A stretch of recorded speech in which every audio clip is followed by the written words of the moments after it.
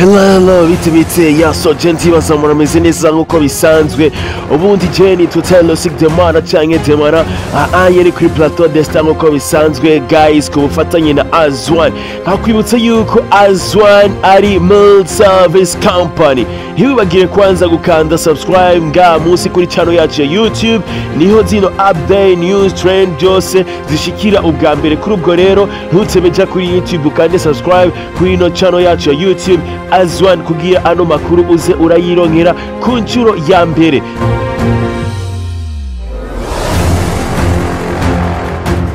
Jewe nitwa Demara. Reka kwanza ndakubwire yuko ngira ndakubwire amakuru y'abaririmbyi batatu b'abarundi. Abo nabo ni Big Fizzo, ni Natasha Burundi hamwe na Berry Music. Abo bose akaba ari abaririmbyi b'abarundi bakora neza bakunzwe cyane mwa kino gihe kandi bitezwe ko byinshi bigiye bitandukanye. Reka dutangurire amakuru yacu n'umuririmbyi Big Fizzo the Bunch Boy nkuko bisanzwe ku munsi w'ejo itariki 8 z'ukwezi kwa gatandatu umwaka wa 2022 yarashoboye gukora ikintu cyashimishije abantu benshi bagiye batandukanye cyane cyane abakunzi b'umuziki w'u Burundi naho yagaragaje urukundo. Iyo ikaba yabaye inshuro ya mbere yari agize icyo avuze ku muririmbyi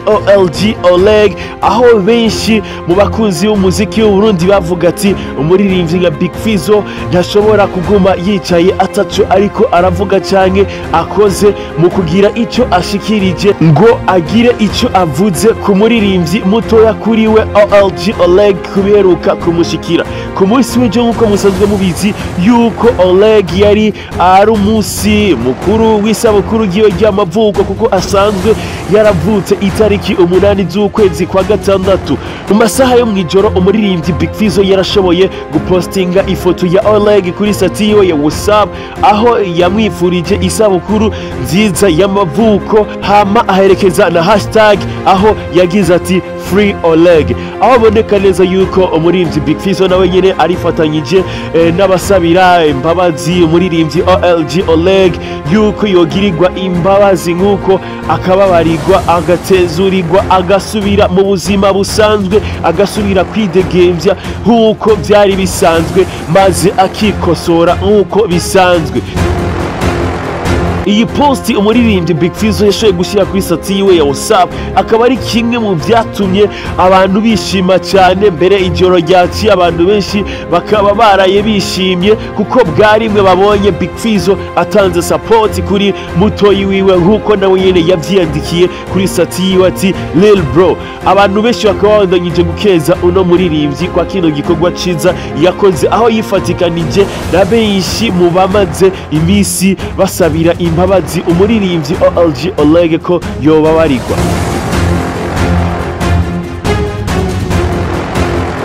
Hamarika cyo tubandanyiriza kwa Berry Music nkuko bisanzwe umuririmbyi akaba n'umwanditsi mwiza w'umurundi akora bigashimwa yandika bagashima yatamba bagashima koko.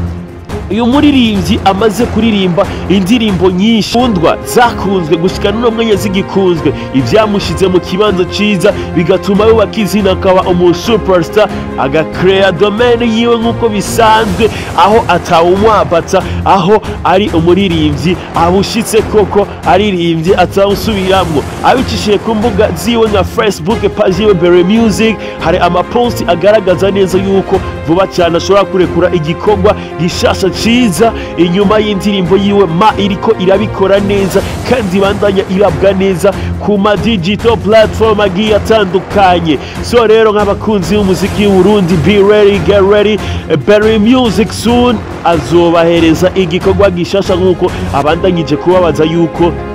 mwoba muri ready the new bang. So rero nimba uri umukunzi w'uno muririmbyi andika muri commentaire hama Berry Music azobona commentaire yawe umubwira ibyifuzo byawe ariko utibagiwe neza yuko nawe nyene ubwiye abanje kukubaza yuko bawifuza igikorwa gishasha ciwe ariko nkuko bisanzwe gomba kugitanga kubera yuko sama yageze kandi ari ready gukora hit. So guys, jewe ni tutayilo sik demana change demana aayeri kuri plateau the star.